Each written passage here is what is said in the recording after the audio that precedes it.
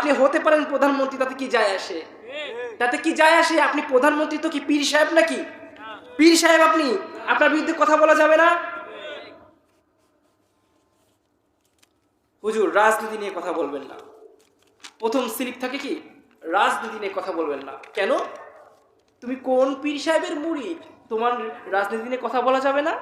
তুমি দুর্নীতি করবা, তোমার বিরুদ্ধে কথা বলা যাবে না? তুমি অনিয়ম করবা, জিনা করবা, ব্যভিচার করবা, তোমার বিরুদ্ধে কথা বলা যাবে না? তুমি কোন পীর সাহেব? ঠিক কিনা? কোরআন থেকে কথা বলবো, কোরআন কারো পক্ষে না কারো বিপক্ষেও না, ঠিক কিনা? কোরআনের মতে চললে আপনার গায়ে লাগবে না, কোরআনের বাইরে চলবেন তো আপনার গায়ে লাগবে। আমরা কথা বলা বন্ধ করেছি বলেই আজকে দেশের এই অবস্থা। আমরা আলেমরা চাকরি বাঁচানোর জন্য হক কথা বলি না। চাকরি চলে যাবে, তাহলে খাবো কি? এই জন্য হক কথাগুলো বলি না, স্টেজে উঠে হক কথা বলি না। জেলে যাওয়া লাগতে পারে, দাওয়াত তো আর পাবো না। এই জন্য আজকে জাতির এই অবস্থা। ওয়াজ তো কম হয় না, কম হয়? ওয়াজ কি কম হয়? তারপরও পরিবর্তন নাই কেন? যারে দিয়ে ভূত তাড়াবেন তারাই ধরে ভূতে, ঠিক আছে না? তাই বাঁচি মরি আমরা আলেম, আমাদের দায়িত্ব হক কথাগুলো বলা, সত্যের আহ্বান মানুষের কাছে পৌঁছায় দেওয়া। যদি তা দিতে না পারি, আমি আলেম হওয়ার যোগ্যতা রাখি না। যেই আল্লাহ সেই ভগবান, কই না? যেই আল্লাহ সেই ভগবান বলি কি না? এক আমার শিক্ষক ধরেন হিন্দু, তার সাথে কথা বলতে বলতে এক পর্যায়ে সে বলবে, হ্যাঁ বাবা ঠিকই তো, তোমার আল্লাহ আমার ভগবান তো একই। বলেন নাউজুবিল্লাহ। কোন অ্যাঙ্গেল থেকে আল্লাহ আর ভগবান এক হয়? কোন অ্যাঙ্গেল থেকে আল্লাহ আর ভগবান কি এক হয়? বলেন। ভগবানের ডিসক্রিপশন কি জানেন আপনারা? ভগবান কাকে বলা হয় জানেন? ভগবান শব্দটা হচ্ছে সংস্কৃত ভগ, এর অর্থ হচ্ছে মেয়েদের যে প্রতি মাসে ঋতুস্রাব হয় ওই রক্ত। বলেন নাউজুবিল্লাহ। বান মানে বন্যা। এখন ভগবান আর আল্লাহ যদি একই হয়, তাহলে আল্লাহর নামের অর্থ তো এমন হবে। নাউজুবিল্লাহ বলেন। ভগবান তো মূর্তি, ভগবান কি মূর্তি দিয়ে তৈরি, কাঠ খড় আর মাটি দিয়ে তৈরি। আমার আল্লাহ মনে হয় তাই দিয়ে তৈরি, তাই নাকি? আহা, তাহলে এই অ্যাঙ্গেল থেকেও কি ভগবান আর আল্লাহ এক হলো? নামের দিকেও এক না, অস্তিত্বের দিকেও এক না। আবার এইসব ভগবানদের ছেলে মেয়ে আছে না? কালীর স্বামী আছে না মহাদেব? দুর্গার মেয়ে আছে না লক্ষ্মী? আছে না নাই?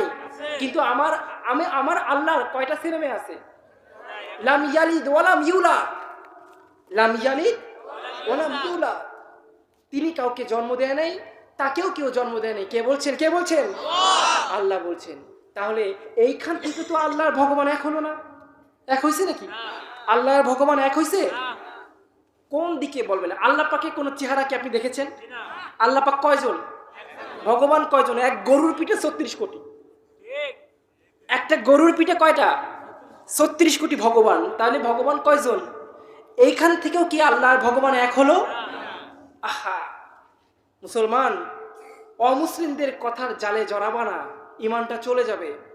ইমান চলে যাবে। ছোট ছোট কথায় আমাদের ইমান চলে গিয়েছে, আমরা হয়তো জানিও না, ঠিক না? ঠিক কি না? কোনো অ্যাঙ্গেল থেকেই ভগবান আর আল্লাহ এক হয় না, কোনোভাবেই না, কোনো দিক থেকে না। সৃষ্টিগতভাবে ভগবান আর আল্লাহ এক না, নামের দিক থেকে ভগবান আল্লাহ এক না, সংখ্যার দিক থেকে আল্লাহ এক। ভগবান কত তা তারা নিজেরাও জানে না। জানে না। কোনো দিক থেকে আল্লাহ আর ভগবান কি এক? এই ধরনের বাক্য যদি কেউ বলে, কখনোই একমত হবেন না। একমত হয়েছেন তো কাফের, একমত হয়েছেন তো কি? মন্দিরে উপচে পড়া ভিড় হয় না? আল্লাহ, ওখানে যায় কারা? মুসলমানরা যায়। কারা যায়? আহা মুসলমান যুবক ভাইরা, তোমার আল্লাহর সাথে শিরকি হচ্ছে, তুমি ওখানে যাও কেমন করে? হ্যাঁ, তুমি ওখানে গিয়ে রুব্বানে নাচে কোমর দুলাইয়া ড্যান্স করো, তাই না? তোমার ঈদের নামাজে আজ পর্যন্ত কয়জন হিন্দু আসছে? একজনও আসে নাই। তাহলে উৎসব সবার বলে?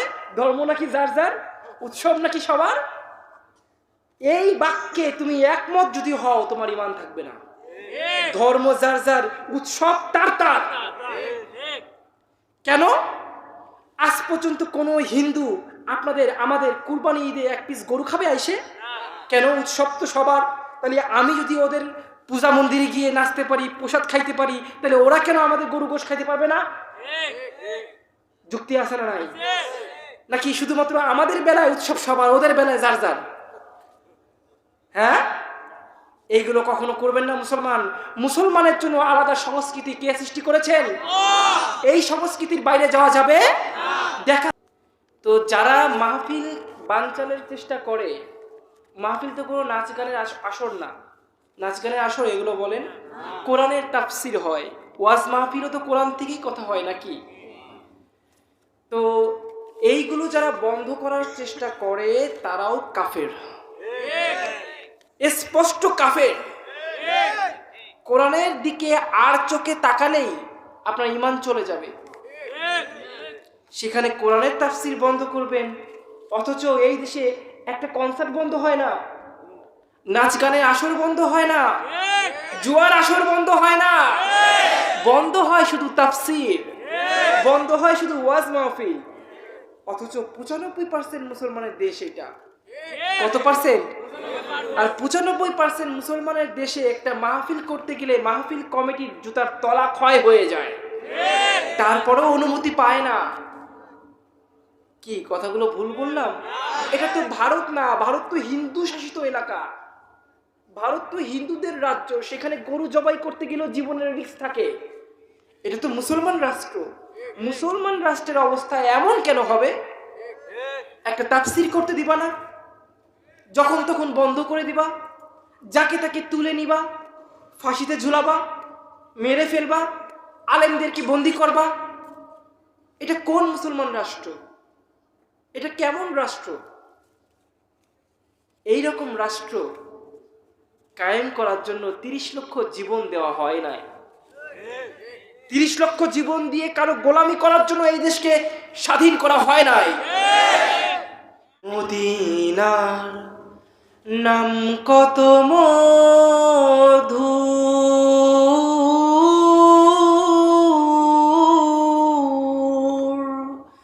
মদিনা আর যে কত দূর।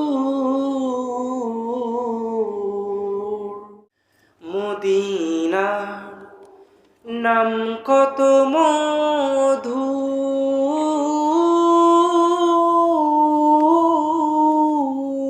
মদিনা আর যে কত দূর। আল্লাহু আকবার। সেই মদিনার ধুলা বালি কণা, সেই মদিনার ধুলা বালি কণা গায়ে মাখতে পারলাম না, মদিনা যাইতে পারলাম না, মদিনা দেখতে পারলাম না। আমি অসহায় তাই এত দূরে রই, আমি অসহায় তাই এত দূরে রই, শুধু সালাম জানাই যাইতে পারলাম না, মদিনা দেখতে পারলাম না। ওরা আমাদের মুখে লাগাম দিয়ে রাখতে চায়, কারণ কি? কারণ একটাই, লাগাম দিতে পারলে বড় বড় বোতল খাওয়া যায়, প্রতি রাত্রে মেয়ে নিয়ে ঘর করা যায়। আমরা আলেম আমাদের মুখকে বন্ধ করতে পারলে এইসব বিশ্ববিদ্যালয়ে ধর্ষণ 100 ধর্ষণ করে উদযাপন করা যায়। আমাদের মুখ বন্ধ করতে পারলেই যৌন লালসায় জাতিকে মাতিয়ে তোলা যায়। আমাদের মুখ বন্ধ করতে পারলেই রাস্তাঘাটে যেখানে সেখানে নেশা করা যায়। তাই ক্ষমতায় যে যখনই আসে প্রথম টার্গেট থাকে আমরা আলেম, আমাদের মুখ বন্ধ করতে হবে, আমাদের মুখ বন্ধ করতে হবে। তা না হলে এই দেশটা মগের মুলুক, যে যা ইচ্ছা তাই করবে, কেউ কিছু বলার নাই, ঠিক কিনা? ওই সরকারি অফিসের পিয়ন থেকে শুরু করে একদম উচ্চ আদালতের জজ এক একটা সব হারামখোর। ঘুষের টাকা ছাড়া এরা 1 ইঞ্চিও 1 পাও নড়ে না। টেবিলে টেবিলে ঘুষ। সকলের সুপরিচিত বক্তা হযরত আব্দুল্লাহ আল মুজাহিদ সাহেব, কলকাতা, ভারত। আব্দুল্লাহ আল মুজাহিদ সাহেব, Kolkata, Bharat.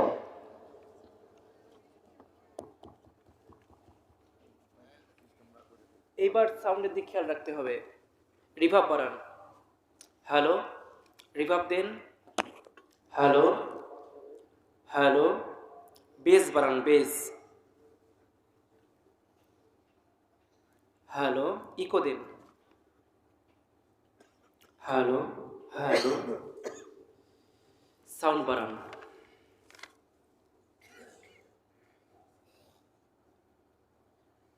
Hello, sound clear?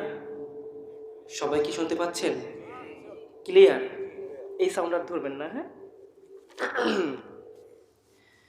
আসসালামু আলাইকুম ওয়া রাহমাতুল্লাহ। খুব অসুস্থ, এতটাই অসুস্থ যে মোংলার একটা মাহফিল করে ওইখানেই ফোন করি আমার ভাইকে যে আমি আসতে পারবো না, আমার এমন সমস্যা, আমি উঠতে পারতেছি না। তো উনি বললেন, মুহাব্বতের ভাই আমার, ভালোবেসে আপনাকে দাওয়াত দিয়েছি। সম্পর্কটা কিসের? সম্পর্কটা কিসের? ভালোবাসার। আচ্ছা, যদি কেউ ভালোবাসার দোহাই দেয়, এখানে আর কিছু বলার থাকে? অত্যন্ত কষ্ট করে, অত্যন্ত আদা থাক, এটা রাখো। অসুস্থ শরীর নিয়ে আপনাদের সামনে হাজির হয়েছি। আপনাদের 10 জনের দোয়াতে রোজ প্রোগ্রাম থাকে, কখনো 1টা, কখনো 2টা, কখনো 5টাও থাকে। তো মুক্তাসার কিছু আলোচনা করব, থাকবেন তো সাথে? থাকবেন তো? আমি 1 ঘন্টার নিচে বা 1 ঘন্টার উপরে কোথাও কথা বলি না, সর্বনিম্ন 1 ঘন্টা। কিন্তু আজকে যে শরীরের অবস্থা, হয়তো আধা ঘন্টা টানবো। থাকবেন তো সাথে? আল্লাহ কবুল করুন, বলেন আমিন।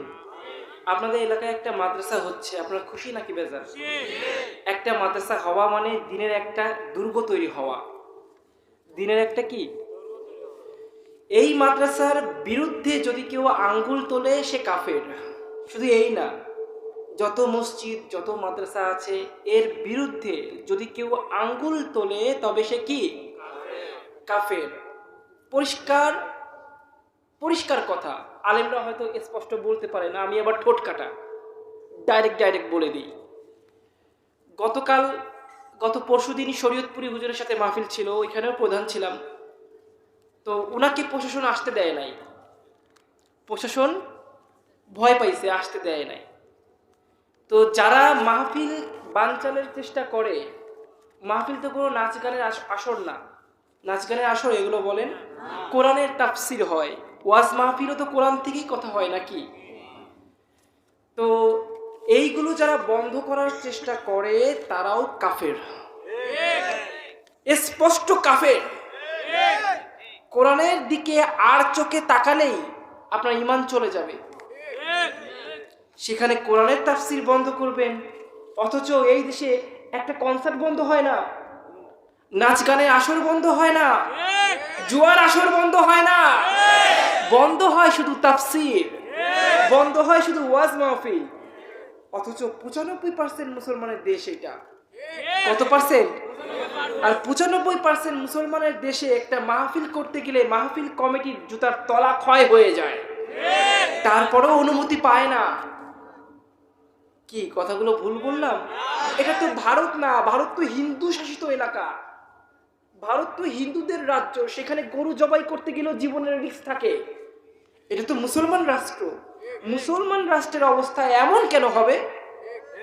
একটা তাফসির করতে দিবা না, যখন তখন বন্ধ করে দিবা, যাকে তাকে তুলে নিবা, ফাঁসিতে ঝুলাবা, মেরে ফেলবা, আলেমদেরকে বন্দি করবা। এটা কোন মুসলমান রাষ্ট্র? এটা কেমন রাষ্ট্র? এই রকম রাষ্ট্র কায়েম করার জন্য 30 লক্ষ জীবন দেওয়া হয় নাই। 30 লক্ষ জীবন দিয়ে কারো গোলামি করার জন্য এই দেশকে স্বাধীন করা হয় নাই।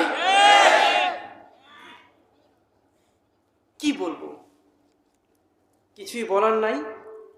অত্যন্ত ব্যথা ভরা হৃদয়ে আপনাদের সামনে কথাগুলো বলছি। এই দেশে আমার 17টা মাহফিল বন্ধ হয়ে গিয়েছে, কারণ আমি একটু দেখেন না কেমন কথাবার্তা বলি, উচিত কথা বললেই মাহফিল বন্ধ। ওরা আমাদের মুখে লাগাম দিয়ে রাখতে চায়, কারণ কি? কারণ একটাই, লাগাম দিতে পারলে বড় বড় বোতল খাওয়া যায়, প্রতি রাত্রে মেয়ে নিয়ে ঘর করা যায়। আমরা আলেম আমাদের মুখকে বন্ধ করতে পারলে এইসব বিশ্ববিদ্যালয়ে ধর্ষণ 100 ধর্ষণ করে উদযাপন করা যায়।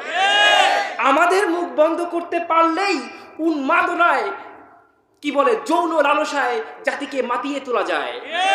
আমাদের মুখ বন্ধ করতে পারলেই রাস্তাঘাটে যেইখানে সেখানে নেশা করা যায়। তাই ক্ষমতায় যে যখনই আসে প্রথম টার্গেট থাকে আমরা আলেম, আমাদের মুখ বন্ধ করতে হবে, আমাদের মুখ বন্ধ করতে হবে। তা না হলে এই দেশটা মগের মুলুক, যে যা ইচ্ছা তাই করবে, কেউ কিছু বলার নাই, ঠিক কিনা? ওই সরকারি অফিসের পিয়ন থেকে শুরু করে একদম উচ্চ আদালতের জজ, এক একটা সব হারামখোর। ঘুষের টাকা ছাড়া এরা 1 ইঞ্চিও 1 পাও নড়ে না। টেবিলে টেবিলে ঘুষ, টেবিলে টেবিলে কি বাবা? একবার জেলের যে ফন্দি আছে, ফাঁদ আছে, সেই ফাঁদে পা রেখে দেখেন, আপনার জমি জমা যা আছে সব বিক্রি করে আপনার মামলা নিষ্পত্তি করতে হবে। অথচ তারা চাইলে 24 ঘন্টার মধ্যে মামলা নিষ্কৃত করতে পারে না। আপনাকে ঠেকায় রাখবে, কারণ আপনার কাছ থেকে মধু চুষে চুষে খাবে। আপনার জমি জমা যা আছে তাও তারা কেড়ে নিবে। কি বলবো, প্রতিটা ইঞ্চিতে ইঞ্চিতে দুর্নীতি, প্রতিটা কি আল্লাহ। একটা মুসলমানের রাষ্ট্র এমন হতে পারে না ভাই, এটা মুসলমানের রাষ্ট্র, কিন্তু মুসলমানিত্ব কোথায় আমাদের? আজকে এই সাবজেক্ট নিয়ে কথা বলবো, থাকবেন তো ইনশাল্লাহ? থাকবেন তো? কথাগুলো কারো গায়ে লাগলে ক্ষমা চাচ্ছি। কোরআন থেকে কথা বলবো, কোরআন কারো পক্ষে না, কারো বিপক্ষেও না, ঠিক কিনা? কোরআনের মতে চললে আপনার গায়ে লাগবে না, কোরআনের বাইরে চলবেন তো আপনার গায়ে লাগবে। আপনি হতে পারেন প্রধানমন্ত্রী, তাতে কি যায় আসে? তাতে কি যায় আসে? আপনি প্রধানমন্ত্রী তো কি পীর সাহেব নাকি? পীর সাহেব আপনি, আপনার বিরুদ্ধে কথা বলা যাবে না?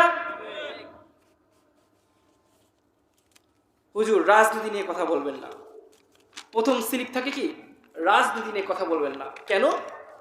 তুমি কোন পীর সাহেবের মুরিদ? তোমার রাজনীতি নিয়ে কথা বলা যাবে না?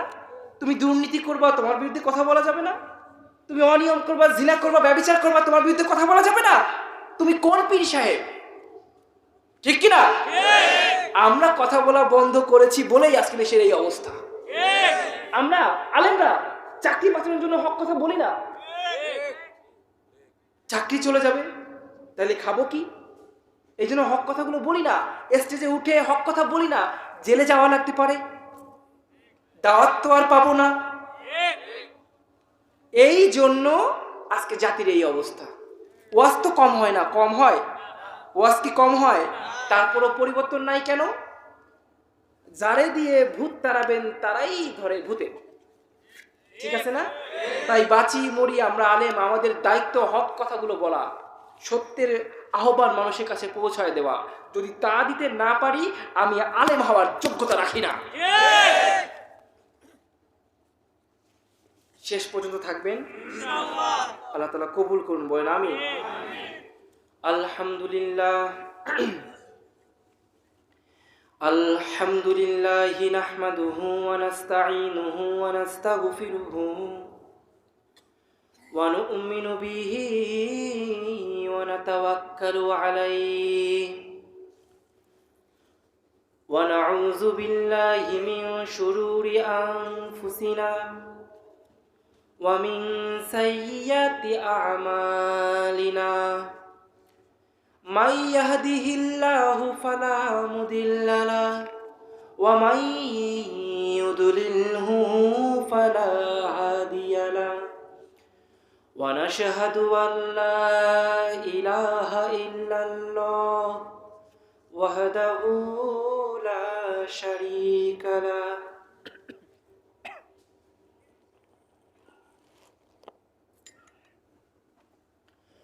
ونشهد أن سيدنا ومولانا محمد صلى الله تعالى وعلى آله وأصحابه وبارك وسلم أرسله بالحق بشيرا ونذيرا وداعيا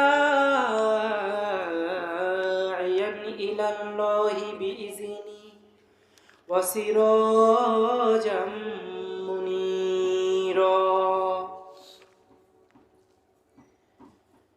إن الله وملائكته يصلون على النبي يا أيها الذين آمنوا صلوا عليه وسلموا تسليما اللهم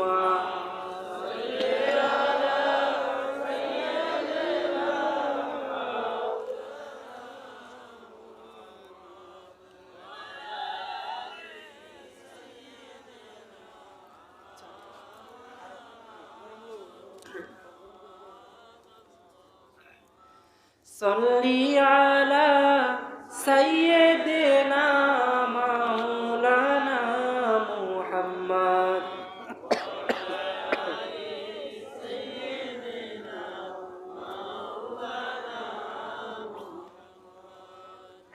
আলহামদুলিল্লাহ। খুব অসুস্থ, কথা বলতে অনেক কষ্ট হচ্ছে, কাশিও উঠে গেছে দেখতে পাচ্ছেন।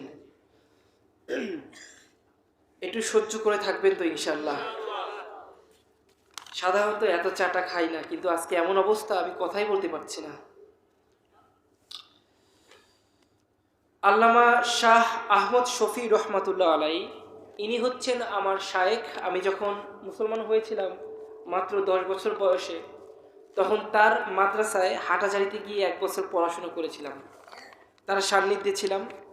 2002 সালের কথা। তো তার নামেই আলহামদুলিল্লাহ এই মাদ্রাসা মার্কাজুল কোরআন ওয়াস সুন্নাহ মাদ্রাসা, দক্ষিণ ধনুয়া, নয়নপুর, শ্রীপুর, গাজীপুর এর শুভ উদ্বোধন উপলক্ষে ওয়াজ ও দোয়া মাহফিল। আজকের মাহফিলের সম্মানিত সভাপতি আলহাজ সুলতান উদ্দিন সরকার সাহেব দামাত বরকাতুহুম আলিয়া, প্রধান বক্তা সারা বাংলার আলোড়ন সৃষ্টিকারী সুমিষ্টভাষী মুফতি হুসাইন আহমদ মাদানী, মুফতি হুসাইন আহমদ নুরি দামাত বরকাতুহুম আলিয়া, প্রধান আকর্ষণ হিসেবে আমি আছি। এবং বিশেষ বক্তা, বিশেষ আকর্ষণ, আমন্ত্রিত ওলামা ইকরাম, যারা যারা এখানে এসে কোরআন থেকে, মহিমান্বিত কোরআন থেকে কথা বলেছেন, আপনারা সবাই তাদের আলোচনা শুনেছেন, তাই না? মুগ্ধ হয়েছেন না? মনোমুগ্ধকর আলোচনা করেছেন না? আল্লাহ পাক তাদেরকে কবুল করুন, বলেন আমিন। আমার সামনে উপস্থিত তাওহীদি জনতা এবং পর্দার আড়ালে মা ও বোনেরা, যে যেখান থেকে এই মুহূর্তে আমার কথা শুনছেন, সবাইকে জানাচ্ছি আন্তরিক মোবারকবাদ এবং আসসালামু আলাইকুম ওয়া রাহমাতুল্লাহ। সবটুকু ভালোবাসা, ভক্তি, শ্রদ্ধা সেই নূরে মুজাসসাম হযরত মাওলানা মুহাম্মদ সাল্লাল্লাহু আলাইহি ওয়াসাল্লামের জন্য, যাকে সৃষ্টি না করলে কিছুই সৃষ্টি হতো না, ঠিক কি না? আল্লাহ তাআলা আমাদের সবাইকে হজে যাওয়ার তৌফিক দান করুন, বলেন আমিন। সবাইকে মদিনায় যাওয়ার তৌফিক দান করুন, বলেন আমিন। মদিনার নাম কত মধু,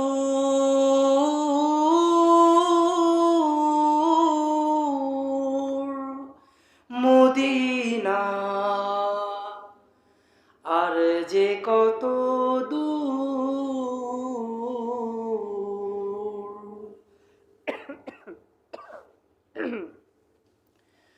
মদিনা নাম কত মধু,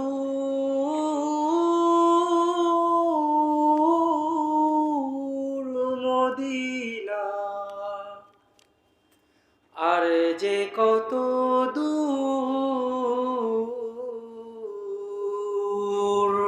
আল্লাহু আকবার।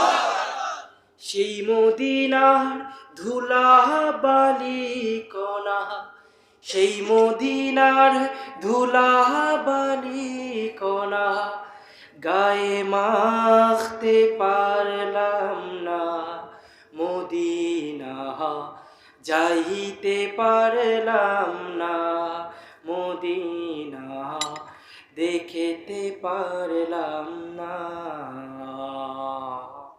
আমি অসহায় তাই এত দূরে রই, আমি অসহায় তাই এত দূরে রই, শুধু সালাম জানাই যাইতে পারলাম না, মদিনা দেখতে পারলাম না।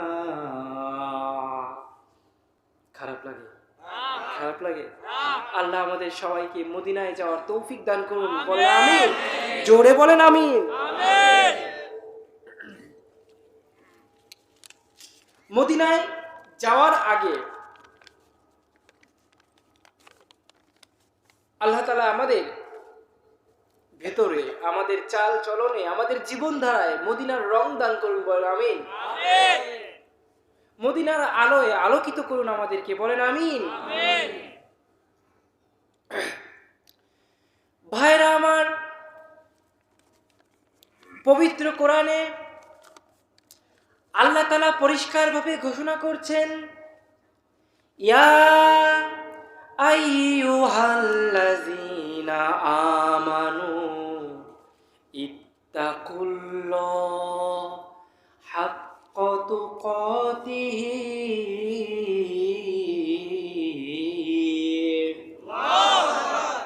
আল্লাহ তাআলা বলেন, ওরে ঈমানদারগণ। কাদেরকে বলছেন? হিন্দুদেরকে বলছেন? খ্রিস্টানদেরকে বলছেন? কাদেরকে বললেন? ঈমানদারকে বললেন। ওরে ঈমানদারগণ, তোমরা যারা বিশ্বাস করো আমি আল্লাহ আছি, আমার উপর যাদের ঈমান আছে তারা শুনে রাখো, আমি আল্লাহ, আমাকে ভয় করো। কি করতে হবে ভাই? আমাকে ভয় করো। কেমন ভয় করব? হাক্কাতু কাতিহি, সেই রকম ভয় করো যেই রকম ভয় করা দরকার। আপনারা কখনো ভয় পেয়েছেন নাকি? ভয় পাইছেন? আমি পাইছি একবার। আমাকে যখন আলেম হয়ে যাওয়ার পরে আমার পরিবার বান মারা বোঝেন? কুফরি কালাম করে, বোঝেন? কুফরি কালাম করে আমাকে আধা পাগল বানায় ফেলায়, বানায় আমাকে বাসায় ধরে নিয়ে যায়। এরপর প্রায় 6 বছর বাড়িতে ছিলাম। তাদের সাথেই হিন্দু হইনি, তবে হিন্দুর মতো হয়ে গেছিলাম। কি হয়ে গেছিলাম ভাই? ঈমান ছিল কিন্তু আমল একদমই ছিল না। ধীরে ধীরে তাদের সাথে মিশে গিয়েছিলাম, মিশতে বাধ্য হয়েছিলাম। একের পর এক টর্চার কতদিন সহ্য করা যায়? ধৈর্যটার লিমিট তো আছে না? এরপরে আবার বান মারছে। বান মারলে হবে কি, আপনাকে ধীরে ধীরে ওদিকে ফিরায় নেবে।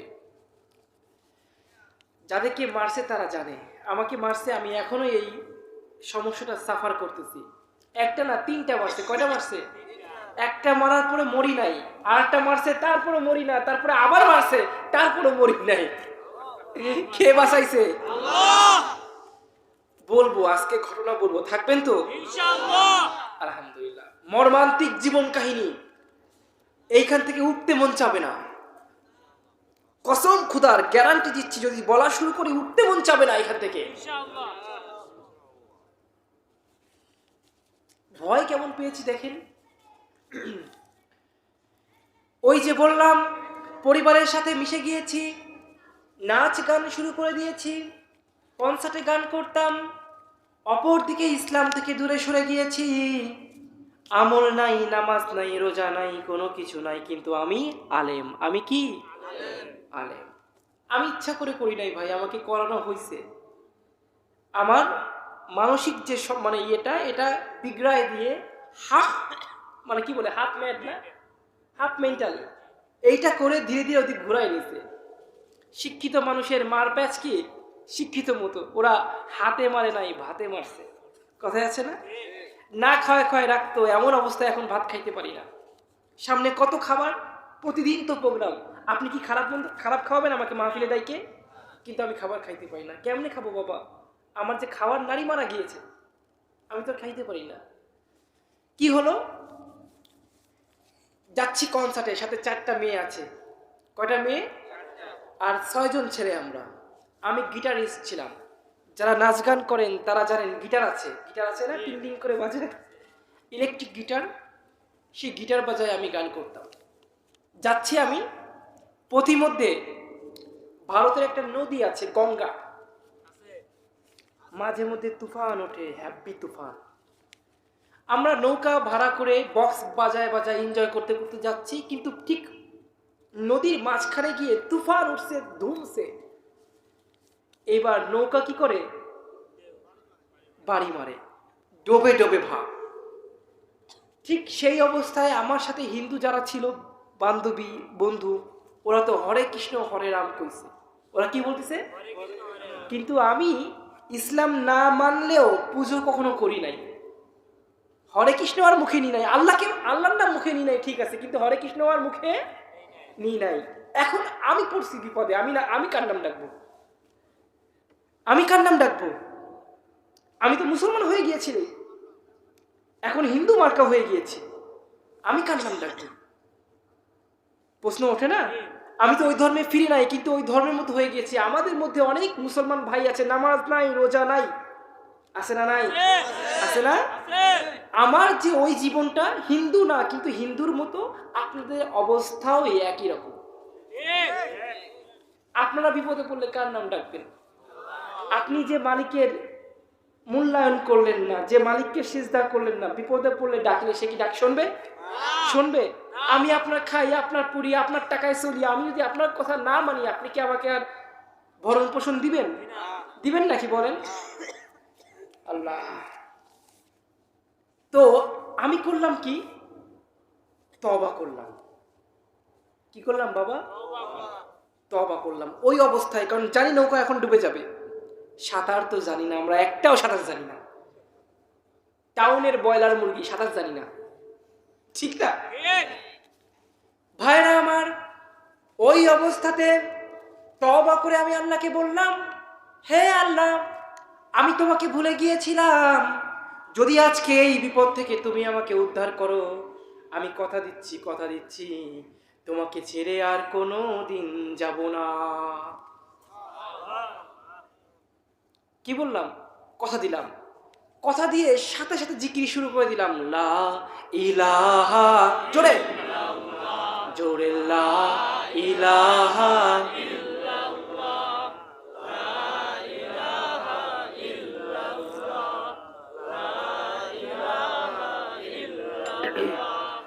লা ইলাহা ইল্লাল্লাহ, লা ইলাহা ইল্লাল্লাহ, লা ইলাহা ইল্লাল্লাহ, লা ইলাহা ইল্লাল্লাহ,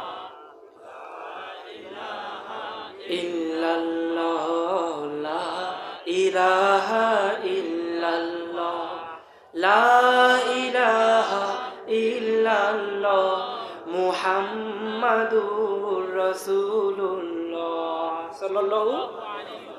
আমি করলাম কি, মন থেকে তওবা করলাম। এইবার কিছু দূর যাওয়ার পরে আরো কিছুক্ষণ চললো, এরপর নদী শান্ত হয়ে গেল। কনসার্টে উঠলাম, গিটার আমার সাথে আছে, টাকা খাইছি 25,000 টাকা অ্যাডভান্স নিয়ে, আরো 10,000 টাকা পরে নিব। কনসার্ট করলে টাকা নেয় না? বক্তাকে যেমন টাকা দিয়ে নিতে হয়, নাচ গান যারা করে এদেরও কিন্তু টাকা দিয়ে নিতে হয়, ঠিক কিনা? খালি আমরা বক্তারা নিলে দোষ। নাচ গান করে টাকা খাইতাম, তখন কোনো মুসলমান প্রশ্ন তোলে নাই। আজকে মাহফিল করে টুকটাক যা পাই ওই দিয়ে মসজিদ করি, মাদ্রাসা করি, এই নিয়ে কত কথা। আমরা নাকি ধর্ম ব্যবসায়ী। হারাম খাওয়ার সময় কেউ বাধা দাও নাই, আজকে হালালের সময় এত বাধা কেন দাও? ঠিক কিনা? 25 তো আগে নিছি, 25,000 রুপি বাংলাদেশের টাকায় প্রায় 52,000-এর উপরে পড়ে যায়। না সরি, 45,000-এর মতো পড়ে। আরো 10,000 নেব, তাহলে প্রায় 60,000 টাকার মতো। এখন তো আমার গান গাওয়াই লাগবে, ঠিক কিনা? কনসার্টে উঠলাম, গিটার একখান নিয়ে চিন্তা করতেছি আমি এখন কি করব। আমি এখন ছেড়েও যেতে পারতেছি না, গানও গাইতে পারতেছি না, কারণ তওবা করেছি। ওই তওবাটা আল্লাহ কবুল করেছেন বিধায় গান গাইতে আর মন চাচ্ছে আল্লাহ আল্লাহ। ঠিক ওই মুহূর্তে বিপদে পড়ে গান করলাম। কি করলাম বাবা? গান করলাম। ভয় কোথায় পাচ্ছি দেখেন। গান করে বাসায় ফিরলাম। বাসায় ফিরে এবার স্বপ্নে দেখতেছি, আমাকে আল্লাহ স্বপ্নে দেখাচ্ছে আমার গলা চুলকাচ্ছে। কি চুলকাচ্ছে? এমন চুলকাচ্ছে, আমি সহ্য করতে পারছি না। এক পর্যায়ে হাত সম্পূর্ণ গলার ভেতরে ঢুকিয়ে দিলাম। ঢুকোয় চামড়ার একখান থলি বের করে আনলাম। চামড়ার থলি যেই বের করছি, মুখ থেকে গল গল করে রক্ত ঝরছে।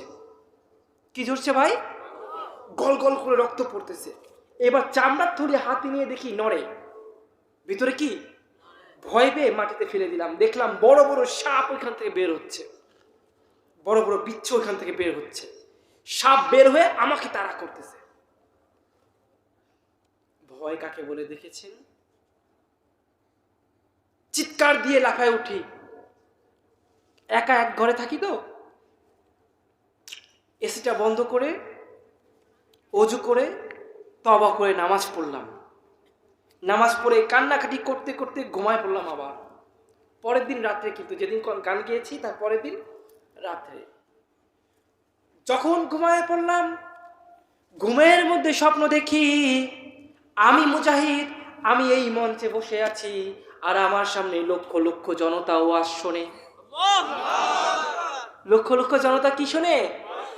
ওই দিনের পর থেকে মাহফিলের জগতে আমি মাত্র বয়ান করেছি মাত্র 1 বছর, 1 বছরেই হিট করে গিয়েছি। সুবহানাল্লাহ কইবেন না? পাকিস্তানেও প্রোগ্রাম আছে, ভারতে তো আছে, বাংলাদেশে তো করতেছি। প্রধান পর্যায়ে আসতে অনেক কাঠখড় লাগে, কিন্তু আল্লাহ আমাকে এক ধাপে উঠাই দিছে। সব জায়গাতেই প্রধান। আপনি মনে করতে পারেন আপনার দেশে প্রধান, মনে হয় ভারতে মনে হয় প্রধান না। সব জায়গাতেই প্রধান রাখে আল্লাহ আমাকে। অহংকার না, এটা আমার শুকরিয়া। এটা আমার কি বাবা? শুকরিয়া। এই দেখেন মঞ্চে উঠেছি, এখন ফুল সুস্থ। এখন আমি টানা 3 ঘন্টা বয়ান করতে পারবো। প্রতিটা বয়ানের ক্ষেত্রে আল্লাহ আমার সাথে এমন করে। আগে অসুস্থ, বয়ানে উঠলে আবার সুস্থ হয়ে যাই, বয়ান থেকে নামলে আবার অসুস্থ। মানে আল্লাহ তার কাজটা করায় নাই, ঠিক কি না? আল্লাহ আল্লাহ। বলছিলাম এই হচ্ছে ভয়। এর নাম কি?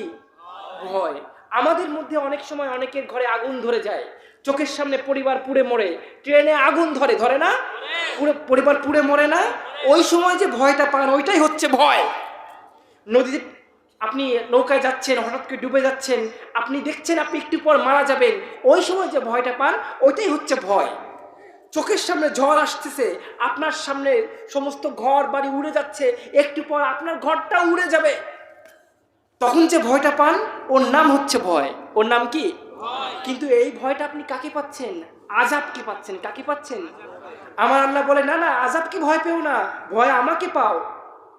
আমি চাইলে নদী তোমাকে ডোবাতে পারবে না, আগুন তোমাকে পোড়াতে পারবে না, সাইক্লোন ঝড় তোমাকে উড়াতে পারবে না। সবকিছু কার হাতে? সবকিছু কার হাতে? সমস্ত ক্ষমতা কার? নাকি জনগণের? নাকি কার? জনগণের। আব্রাহাম লিঙ্কনের প্রণীত গণতন্ত্র, by the people, for the people, of the people, অর্থাৎ সমস্ত শক্তির উৎস হচ্ছে জনগণ। নাউজুবিল্লাহ কইলেন না?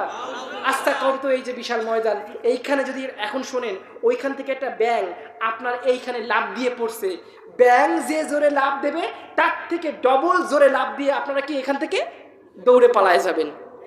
জনগণ নাকি সকল ক্ষমতার উৎস। এইগুলো কুফরি মন্তব্য, কুফরি মতবাদ। মুসলমান এগুলো বিশ্বাস করতে পারে না।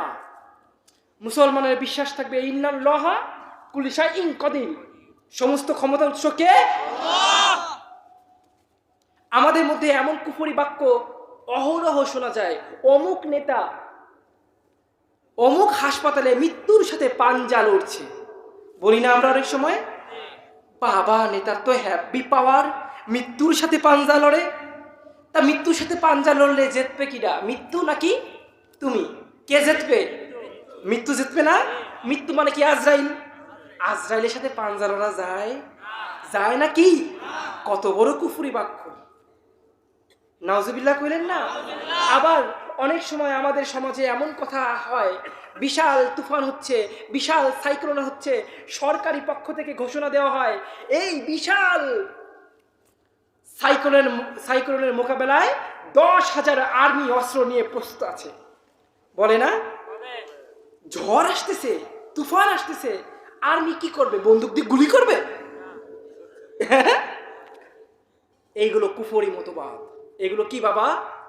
কুফরি মতবাদ। আমাদের সমাজে আরো কিছু কুফরি মতবাদ আছে। আমরা প্রায় বলি যেই আল্লাহ সেই ভগবান, কই না? যেই আল্লাহ সেই ভগবান বলি কি না? আমার শিক্ষক ধরেন হিন্দু, তার সাথে কথা বলতে বলতে এক পর্যায়ে সে বলবে, হ্যাঁ বাবা ঠিকই তো, তোমার আল্লাহ আমার ভগবান তো একই। বলেন নাউজুবিল্লাহ। কোন অ্যাঙ্গেল থেকে আল্লাহ আর ভগবান এক হয়? কোন অ্যাঙ্গেল থেকে আল্লাহ আর ভগবান কি এক হয় বলেন? ভগবানের ডিসক্রিপশন কি জানেন আপনারা? ভগবান কাকে বলা হয় জানেন? ভগবান শব্দটা হচ্ছে সংস্কৃত ভগ, এর অর্থ হচ্ছে মেয়েদের যে প্রতি মাসে ঋতুস্রাব হয় ওই রক্ত। বলেন নাউজুবিল্লাহ। বান মানে বন্যা। এখন ভগবান আর আল্লাহ যদি একই হয় তাহলে আল্লাহর নামের অর্থ তো এমন হবে। নাউজুবিল্লাহ বলেন। ভগবান তো মূর্তি, ভগবান কি মূর্তি দিয়ে তৈরি, কাঠ খড় আর মাটি দিয়ে তৈরি। আমার আল্লাহ মনে হয় তাই দিয়ে তৈরি, তাই নাকি?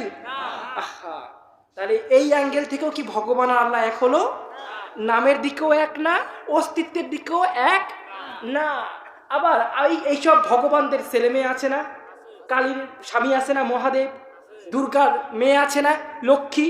আছে না নাই? কিন্তু আমার আল্লাহর কয়টা ছেলে মেয়ে আছে? লাম ইয়ালিদ ওয়ালাম ইউলাদ, লাম ইয়ালিদ ওয়ালাম ইউলাদ। তিনি কাউকে জন্ম দেয় নাই, তাকেও কেউ জন্ম দেয় নাই। কে বলছেন? কে বলছেন? আল্লাহ বলছেন। তাহলে এইখান থেকে তো আল্লাহর ভগবান এক হলো না? এক হয়েছে নাকি? আল্লাহর ভগবান এক হয়েছে? কোন দিকে বলবেন? আল্লাহ পাকে কোন চেহারা কি আপনি দেখেছেন? আল্লাহ পাক কয়জন? ভগবান কয়জন? এক গরুর পিঠে 36 কোটি। একটা গরুর পিঠে কয়টা? 36 কোটি ভগবান। তাহলে ভগবান কয়জন? এইখান থেকেও কি আল্লাহর ভগবান এক হলো? আহা, মুসলমান অমুসলিমদের কথার জালে জড়াবা না, ইমানটা চলে যাবে। ইমান চলে যাবে। ছোট ছোট কথায় আমাদের ইমান চলে গিয়েছে, আমরা হয়তো জানিও না। ঠিক না? ঠিক কি না? কোনো অ্যাঙ্গেল থেকেই ভগবান আর আল্লাহ এক হয় না, কোনোভাবেই না, কোনো দিক থেকে না। সৃষ্টিগতভাবে ভগবান আর আল্লাহ এক না, নামের দিক থেকে ভগবান আল্লাহ এক না, সংখ্যার দিক থেকে আল্লাহ এক। ভগবান কত তা তারা নিজেরাও জানে না। জানে না। কোনো দিক থেকে আল্লাহ আর ভগবান কি এক? এই ধরনের বাক্য যদি কেউ বলে কখনোই একমত হবেন না। একমত হইছেন তো কাফের, একমত হইছেন তো কি কাফের। আমাদের সমাজে কিন্তু হিন্দুদের আর অনেক আছে। দেখেন হিন্দুদের মূর্তি কয়জন, মানে মূর্তি যখন পূজা হয় মন্দিরে উপচে পড়া ভিড় হয় না? আল্লাহ, ওখানে যায় কারা? মুসলমানরা যায়। কারা যায়? আহা মুসলমান যুবক ভাইরা, তোমার আল্লাহর সাথে শিরকি হচ্ছে, তুমি ওখানে যাও কেমন করে? হ্যাঁ, তুমি ওখানে গিয়ে রুব্বানে নাচে কোমর দুলাইয়া ড্যান্স করো, তাই না? তোমার ঈদের নামাজে আজ পর্যন্ত কয়জন হিন্দু আসছে? একজনও আসে নাই। তাহলে উৎসব সবার বলে? ধর্ম নাকি যার যার, উৎসব নাকি সবার? এই বাক্যে তুমি একমত যদি হও তোমার ঈমান থাকবে না। ধর্ম যার যার, উৎসব তার তার। কেন? আজ পর্যন্ত কোনো হিন্দু আমাদের কুরবানি ঈদে এক পিস গরু খাবে আইসে? কেন? উৎসব তো সবার। তাহলে আমি যদি ওদের পূজা মন্দিরে গিয়ে নাচতে পারি, প্রসাদ খাইতে পারি, তাহলে ওরা কেন আমাদের গরু গোশ খাইতে পারবে না? যুক্তি আছে না নাই? নাকি শুধুমাত্র আমাদের বেলায় উৎসব সবার, ওদের বেলায় যার যার? হ্যাঁ, এইগুলো কখনো করবেন না মুসলমান। মুসলমানের জন্য আলাদা সংস্কৃতি কে সৃষ্টি করেছেন? এই সংস্কৃতির বাইরে যাওয়া যাবে? দেখা হলে হাই, এই হাই মানে কি? তুমি না মুসলমান, তুমি হাই দাও কেমন করে? তোমার না একটা বাক্য আছে আসসালামু আলাইকুম ওয়া রাহমাতুল্লাহ। আমরা মুসলমানরা পর্যন্ত কখনো কখনো নেতা যদি হিন্দু হয় নেতাকে আদাব বলি না? নেতাকে নমস্কার বলি না, শিক্ষককে নমস্কার বলি না, খবরদার বলবেন না। আপনি মুসলমান, আপনি সালাম দেবেন, সে উত্তর দিক বা না দিক আপনার যায় আসে না, ঠিক কিনা? যদি নাকি আদাব বলেন, নমস্কার মানে কি, আমি আপনার কাছে মাথা নত করলাম। মাথা নত কার কাছে করবেন? কার কাছে করবেন? শিক্ষকের কাছে মাথা নত করা যাবে? নেতার কাছে যাবে? এইগুলো করবেন না বাবা, ইমান সঙ্গে সঙ্গে চলে যাবে। ইমান সাথে সাথে চলে যাবে, 1 সেকেন্ড লেট হবে না। দেখা হয়েছে, সালাম দিন, আসসালামু আলাইকুম ওয়া রাহমাতুল্লাহ। আপনি কত নেকি পাইলেন? 100 নেকি। এবার যে উত্তর দিল সে একটু বাড়ায় বলুক, ওয়া আলাইকুমুস সালাম ওয়া রাহমাতুল্লাহি ওয়া বারাকাতুহু। কি সুন্দর সংস্কৃতি আমাদের। দেখা হয়েছে, একে অপরের জন্য দোয়া করলাম, তাই না?